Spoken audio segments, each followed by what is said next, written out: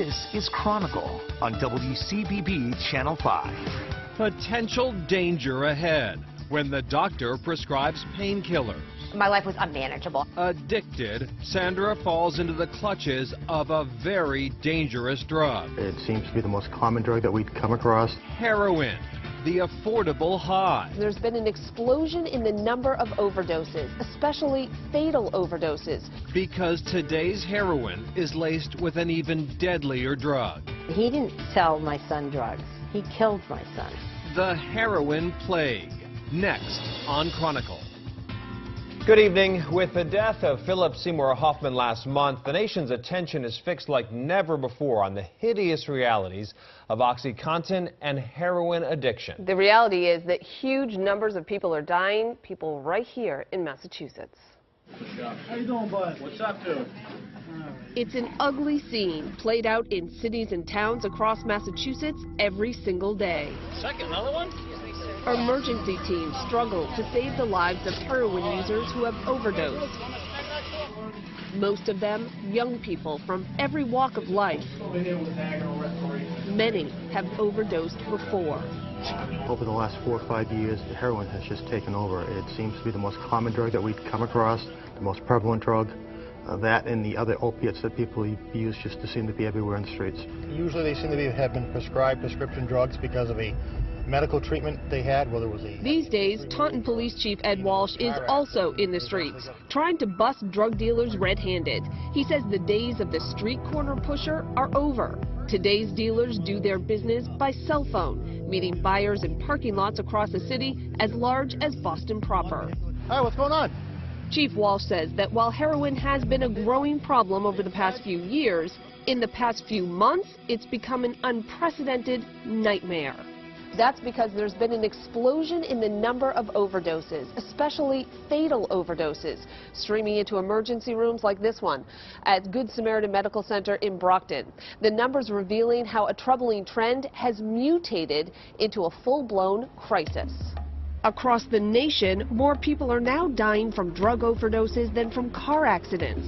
Across the state, in a 4-month span beginning last November, there were at least 185 fatal overdoses, a number that doesn't even include Boston, Springfield, or Worcester.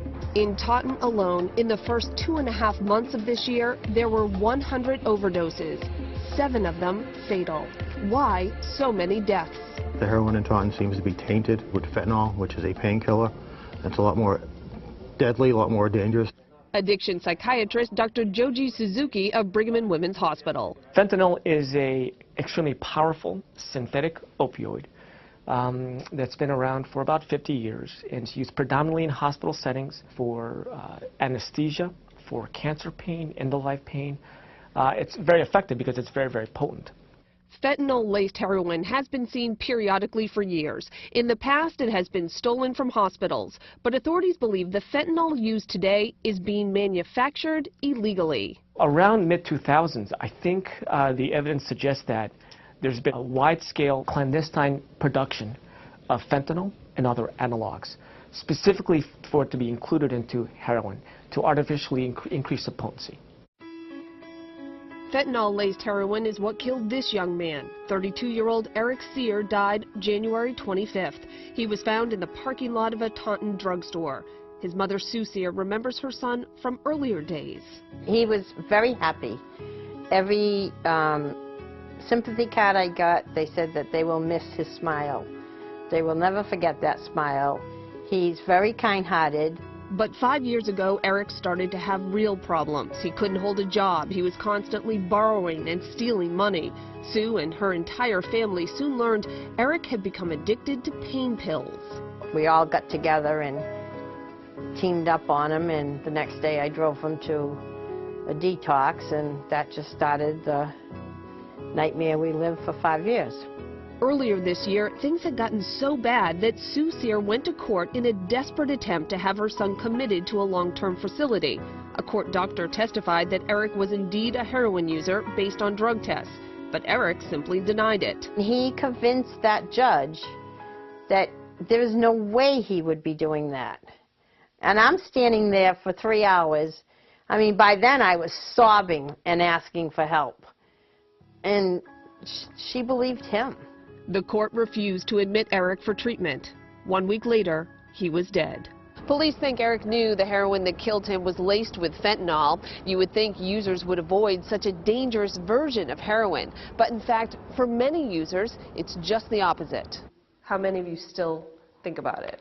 We spoke to a group of recovering addicts who have all been sober for years. At least 2 remember falling in love with fentanyl-laced heroin. And I tried it, and I immediately was like, wow, this stuff is really, really good. And we would hear people dying from it all the time, and we just didn't care. The fentanyl was probably the heroin that we used to try to get, and the only place that we could ever get it was in Lynn. You mentioned you did straight fentanyl? Straight fentanyl. What's the difference in that between cutting it with heroin? It's literally, fentanyl is, I believe it's the most potent synthetic opiate, synthetic heroin that they make. I just believe when the point I was at when I overdosed, I didn't care if I lived or died anymore. So it was kind of like, well, that was good heroin, let's go find some more.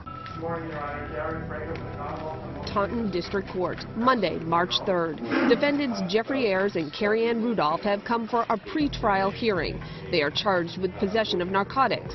Sue Sear is also here because she believes these are the people who sold her son the fentanyl-laced heroin that killed him. She believes they are guilty of much more than mere possession.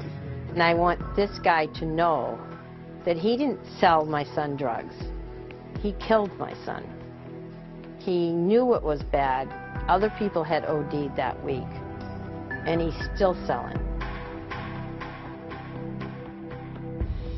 And just yesterday, another fatal overdose in Taunton, a 36-year-old woman who had overdosed 4 times previously and also had lost a younger sister to addiction to OxyContin. Really is an epidemic. And now the FDA, right, approves a new pain drug. But doctors are warning against it.